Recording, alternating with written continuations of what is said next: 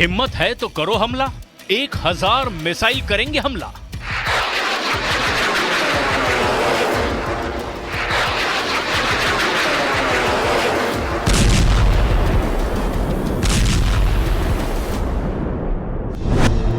पूरी दुनिया इस सवाल का जवाब जानने को बेचैन है कि इजराइल ईरान से उस हमले का बदला कब और कैसे लेगा, जो हमला ईरान ने इजराइल पर 1 अक्टूबर को किया था। इस सवाल का जवाब तो आना बाकी है, लेकिन ईरान के तेवरों ने साबित कर दिया है कि वो इजराइल के संभावित हमलों को लेकर जरा भी खौफ में नहीं है।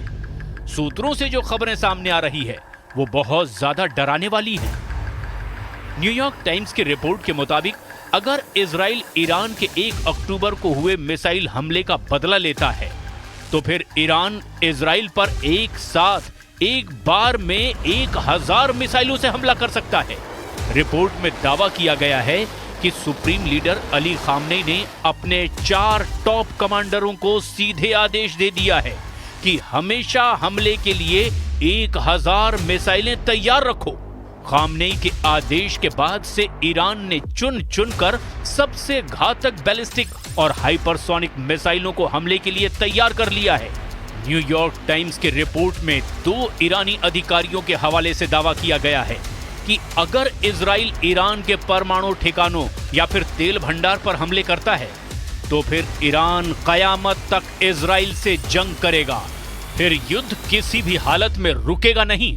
ईरान के इन अधिकारियों का दावा है कि पूरे पश्चिमी एशिया में खून की नदियां बहने लगेंगी और सब कुछ जलकर भस्म हो जाएगा।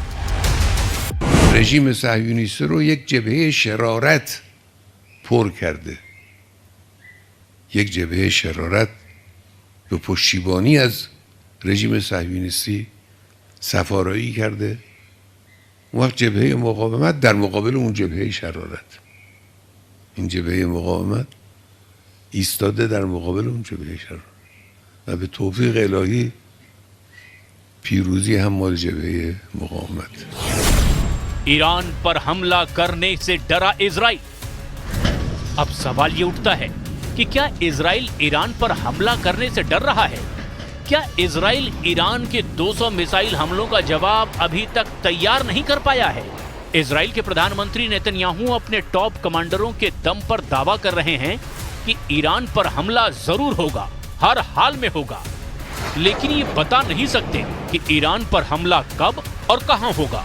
नेतन्याहू ने यहां तक कह दिया कि ये जंग कब खत्म होगी इसके बारे में अब कोई बता नहीं सकता। The axis of terror that was built by Iran is collapsing before our eyes. Nasrallah is gone. His deputy Muhsin is gone. Haniyeh is gone. Deif is gone. Sinwar is gone. The reign of terror that the Iranian regime has imposed on its own people and on the peoples of Iraq, Syria, Lebanon, and Yemen, this too will come to an end. अब आप जरा Israeli सेना के chief Herzi Halevi और उनके कमांडरों का ये वीडियो देखिए। इस वीडियो नंबर 1 के बारे में दावा किया जा रहा है कि इजरायली सेना के चीफ अपने टॉप कमांडरों को समझा रहे हैं कि ईरान पर इजराइल कहां हमले करने जा रहा है। इस वीडियो में इजरायली सेना के चीफ हर्जी हलेवी और कमांडरों के चेहरों पर तनाव साफ देखा जा सकता है। इस वीडियो नंबर 2 में इजराइल के रक्षा मंत्री योव गैलेंट ने दावा किया कि ईरान पर इजराइल ऐसा हमला करने जा रहा है कि ईरान की 7 पुश्तें भी याद रखेंगी। योव गैलेंट इजरायली लड़ाकू विमान के ठीक सामने खड़े हैं और ईरान पर हमले का संकेत दे रहे हैं। חיל האוויר יש מרכיב מפתח בתוך העניין הזה, וכל מי שינסה לפגוע בנו ייפגע, והדבר הזה נכון גם לגבי איראן. ואחרי שנתקוף באיראן, גם במדינת ישראל וגם במקומות אחרים. वीडियो नंबर 3 में इजराइल के चीफ हर्जी हलेवी और उनके साथ हैं इजराइल की खुफिया एजेंसी शिन बेत के चीफ रोरेन बार। ये दोनों ही ईरान पर बड़े हमले की तैयारी में जुटे हैं। आप साफ देख सकते हैं इजरायली सेना के चुनिंदा कमांडरों के साथ ये मीटिंग हुई है। इसमें कुछ कमांडर ग्रीन लाइट जला करके इजराइल के आर्मी चीफ हर्जी हलेवी और खुफिया एजेंसी शिन बेत के चीफ रोरेन बार को दिखा रहे हैं। कि ईरान के किन किन ठिकानों पर हमला किया जाएगा। ये इजरायली सेना की तरफ से ऐसा वीडियो है जिसे देखकर ही ईरान ने 1000 मिसाइलों से हमला करने की धमकी दी है।